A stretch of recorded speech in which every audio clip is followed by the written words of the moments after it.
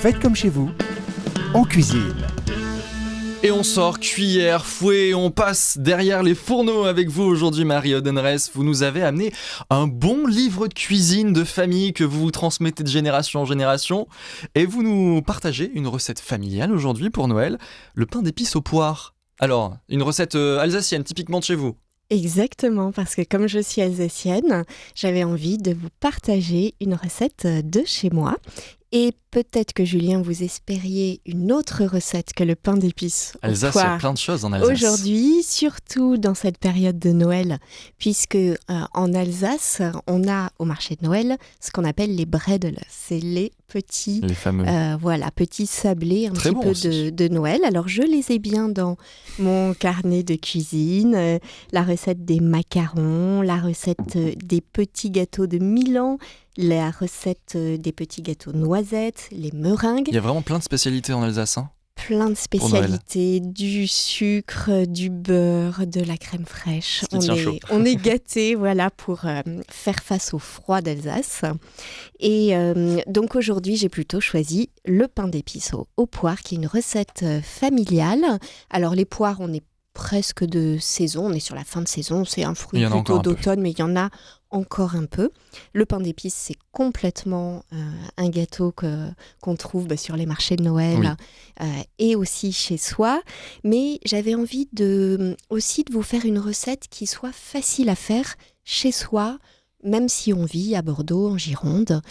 Voilà. Et sans avoir la contrainte de moule aussi qu'on peut voir pour les maneleux, enfin c'est tout ça. Exactement. C'est un gâteau qu'on fait parce facilement que, pour le week-end. Voilà, là il y a juste besoin d'un plat qui va au four, alors que tous les petits gâteaux de Noël, on a besoin de petites formes d'étoiles, de sapins. Un peu plus de préparation. Voilà, et ça on n'a pas forcément chez soi dans ces placards. Et alors là, ce pain d'épices aux poires, concrètement, il y a même peut-être des ingrédients qui traînent dans nos placards, qui y sont depuis quelques temps, qu'on peut utiliser.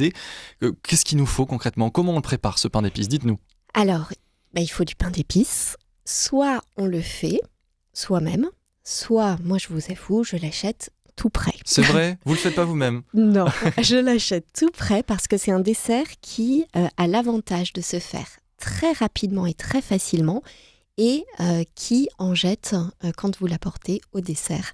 Parce que, il plaît, il fait beaucoup plus sophistiqué finalement que le temps vraiment qu'il vous a pris. Donc les ingrédients, on a le pain d'épices, on a les poires, on a du beurre et du sucre cassonade. Et alors, ça, peut-être quand j'y rentre, ça va être un petit peu plus compliqué à trouver, mais normalement, il faut aussi de l'eau de vie de poire. Oh, on peut en trouver, je pense, quand même. Alors, Est-ce on que peut avoir les- de l'eau peut-être de dans les vie d'autres boutiques. choses. D'accord. Voilà, on peut prendre prune ou Mélanger les fruits, mirabelle les ou saveurs, d'autres c'est pas choses, mais gênant. voilà, ce sera pas grave. Donc c'est un dessert facile à préparer qu'on peut faire en famille avec ses enfants pour ce week-end ou pour les vacances scolaires, là, les vacances de Noël qui débutent ce soir. Comment on prépare ? Dites-nous comment vous faites ça chez vous. Alors, c'est vraiment un dessert très, très facile. Vous achetez du pain d'épices qui est déjà soit prédécoupé en tranches, soit vous découpez vous-même. Vous beurrez les tranches de pain d'épices avec du beurre salé. Donc, sur une face, et vous les retournez face beurrée dans un plat. D'accord. Vous imaginez un grand plat de dessert qui va au four et vous mettez au fond de ce plat, collé, les tranches Les pains d'épices de beurrés. pain d'épices qui sont beurrées au beurre salé. Ensuite, dans une poêle à côté, vous faites dorer des poires. Alors, il faut surtout pas qu'elles se décomposent. Donc, vraiment, Ouais, ça va vite finir en compote sinon. voilà, sinon c'est pas Ok. ça rendra la forme sera un peu moins belle sur votre table quand vous arriverez avec le dessert. Donc vous mettez du beurre dans la poêle et vous faites légèrement revenir peut-être 5 minutes, hein, pas plus. Juste doré. Très bien. Voilà, pour dorer vos poires. Et dans la poêle avec vos poires, vous rajoutez 100 grammes de sucre cassonade. L'idée, c'est de laisser caraméliser.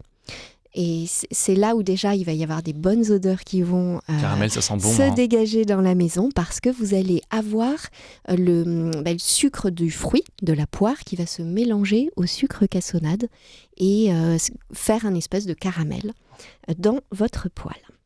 Voilà, donc ensuite, vous prenez votre plat, vous versez les poires. Alors, vous essayez de les joliment les répartir Ok. sur le pain d'épices étalé dans le fond du four. Ensuite, c'est là qu'intervient l'eau de vie. Dans un bol à côté, vous mettez 12,5 centilitres de crème fraîche liquide et vous D'accord. rajoutez un tout petit verre d'eau de vie, de C'est là préférence de qu'arrive le poire. tri. Ok. Voilà. Vous remuez crème fraîche liquide et eau de vie et vous versez ensuite doucement sur les Sur les- poires. D'accord. En fait, c'est ce qui va apporter un peu plus de gras et un peu comme la sauce, le liant entre le pain d'épices et les poires. Et ensuite, tout simplement, vous mettez au four On enfourne. 30 minutes sur un four préchauffé à 6. Et alors, une fois que c'est cuit, vous le mangez quoi? Chaud, tiède, froid? Ça se mange à quel moment?